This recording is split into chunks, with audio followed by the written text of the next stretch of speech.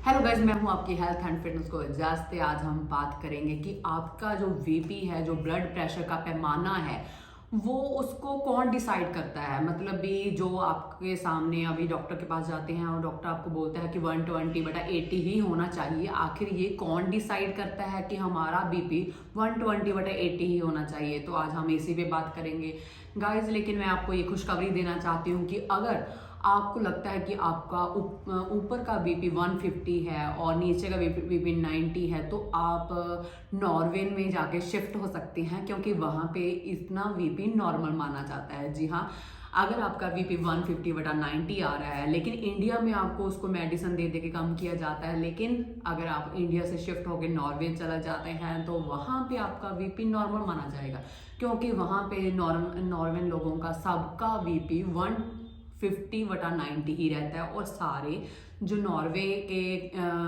नॉर्वेन हैं वो सारे 80+ ही अपनी ज़िंदगी व्यतीत करते हैं। मतलब भी उनकी जो एज है वो 80+ मानी जाती है, 100 तक वो सारे पहुंच जाते हैं। इतने अगर वीपी हाई है उनका, तो उनको हार्ट अटैक क्यों नहीं आता। मतलब सोचने वाली बात है कि हम सोचते हैं हमने बीपी 120 रखना है, और 120 रखते भी हैं 20 साल 25 साल गोलियां खा खा के, सारी जिंदगी हम गोली खाते हैं, लेकिन फिर भी हम आखिर में हार्ट अटैक से ही मर जाते हैं। तो सोचने वाली बात है कि अगर हम वीपी की गोली लेके भी सेफ नहीं है, तो फिर हम गोली क्यों यूज करते हैं।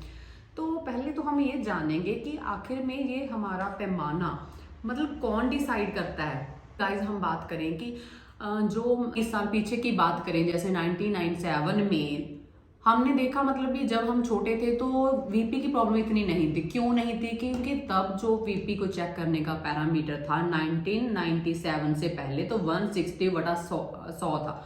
मतलब 160/100 था, तो तब 160 नॉर्मल माना जाता था। लेकिन 1997 के बाद इसको चेंज किया गया, इसको किया गया 140/90। तो अब जो है वो है 120/80। लेकिन मुझे लगता है कुछ महीनों के बाद ये 115/75 होने वाला है।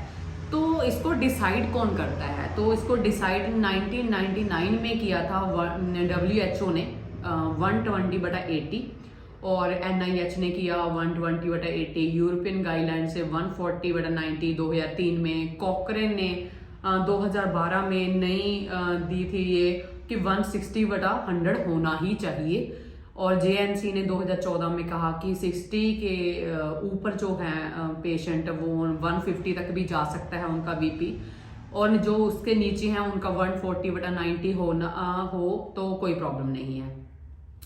लेकिन जो WHO है, जिसको हम फॉलो करते हैं हम इंडिया वाले, आपने देखा होगा कोरोना ने हमने सारी गाइडलाइंस WHO की फॉलो की। हमने कहीं बाहर नहीं गए, घर के अंदर बैठे रहे, बिना मतलब कि हमें दवाइयाँ खिलाई गई, बिना मतलब कि हमें 2-2 वैक्सीन दी गई। तो आपने सबने देखा कि इसने कितने साइड इफेक्ट थे, लेकिन फिर भी WHO की सारी गाइडलाइंस को इंडिया फॉलो करता है। तो WHO ने जब 1999 में इसको 120/80 किया, तो 18 मेंबर्स की एक मीटिंग बुलाई गई।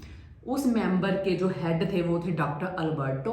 तो लेकिन उसमें खास बात ये थी कि 18 मेंबर में से 17 मेंबर की खुद की वीपी की कंपनीज थी।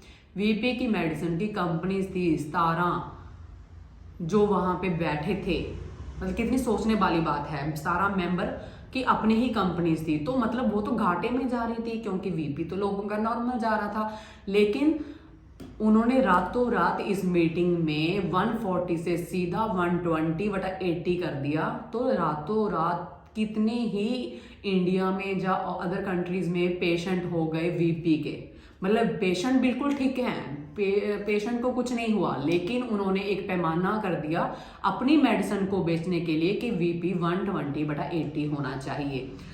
तो और जो NIH था 2003 में, उसने जो गाइडलाइन दी थी उसने 120/80 दी थी। लेकिन उसके भी जो 11 मेंबर की जो मीटिंग थी, उसमें भी 9 मेंबर कंपनीज के ही मालिक थे, जो वीपी की मेडिसिन बेच रही थी, जो मेडिसिन इंडस्ट्री में काम कर रही थी। तो उनको था रातों रात इतना मुनाफा हो गया, लेकिन हमारी सेहत के साथ खिलवाड़ किया गया। तो हम आज और लेकिन जो कॉकरेन है वो 2012 वो उसने जब ये गाइडलाइन दी 160/100 की, तो उसने कहा कि वीपी को कम करना बहुत ही वेस्ट एंड हार्मफुल आइडिया है, मतलब भी बहुत ही हमारी सेहत के साथ हार्मफुल होता है। तो गाइज हमने मतलब ये देखना है कि हमने इन चीज़ों को फॉलो करना है, मतलब भी हम 20 साल 25 साल अपने वीपी को 120 पे रख के अपने हार्ट को कमज़ोर कर रहे हैं और एंड में हम हार्ट अटैक से ही मर जाते हैं। लेकिन जो नॉर्मल के लोग हैं वो अपना वीपी जो 150/90 रखते हैं और 100 साल तक जीते हैं। तो हमने 100 साल तक जीना है, जब हमने 60-70 एज में ही हार्ट अटैक से मर जाना है, क्योंकि हमारी इंडियन की एज तो बहुत कम हो गई, क्योंकि हमने एक नॉर्मल में रखना है। गाइज अगर मुझे हेडेक हो रहा है, जब आपको हेडेक हो रहा है, तो किसी भी डॉक्टर के पास अगर आप बैठे तो कोई डॉक्टर आपको नहीं बता सकता, कोई एमआरआई आपको नहीं बता सकती कि आपका हेड पेन हो रहा है, अगर जब तक आप खुद ना बताएं। मतलब अगर मुझे कोई प्रॉब्लम है तो वो मुझे पता है, अगर आपको कोई प्रॉब्लम है तो आपको पता है, कोई भी आपको थर्ड पर्सन नहीं बता सकता। अगर आपको कोई प्रॉब्लम नहीं है, आप बिल्कुल हेल्दी हैं, कोई आपकी सांस नहीं फूल रही, आप कार्डियो कर रहे हैं और बिल्कुल भी आपको सांस नहीं फूल रही, तो आप बिल्कुल हेल्दी हैं। आप बिना मतलब की दवाइयाँ खा के अपनी ज़िंदगी को ख़राब कर रहे हैं, क्योंकि मैंने लास्ट वीडियो में बताया कि एक गोली आपको कितनी मेडिसिन में कन्वर्ट हो जाती है। आप एक गोली से स्टार्ट करते हो तो उसके बाद धीरे धीरे आपकी टैबलेट बढ़ती जाती है और आपकी ज़िंदगी है जो बिल्कुल ख़राब हो जाती है। कहते हैं कि 50 साल में जो बंदे ने कमाया होता है इतनी मेहनत करके, वो आखिर के 5 दिनों में चला जाता है। तो आपने डिसाइड करना है कि आपने अपनी सेहत को कैसे रखना है। तो प्लीज़ अपने लाइफस्टाइल को चेंज करें, अपने खाने पीने को चेंज करें, अपनी फिजिकल एक्टिविटी को स्टार्ट करें, तो देखेंगे कि आपकी सारियां बीमारियां छूमंतर हो जाएंगी। और मेरे चैनल को प्लीज़ सब्सक्राइब करें, क्योंकि इस प्रकार की वीडियो मैं आपके अपने चैनल पे लेकर आती रहूँगी। और इस वीडियो को ज़्यादा से ज़्यादा शेयर कीजिए। जो हम पहले थे 100 साल पहले 80 साल पहले, हम दोबारा से वैसा ही स्वस्थ भारत चाहते हैं। मेरी यही कामना है कि हमारा पूरा भारत स्वस्थ हो।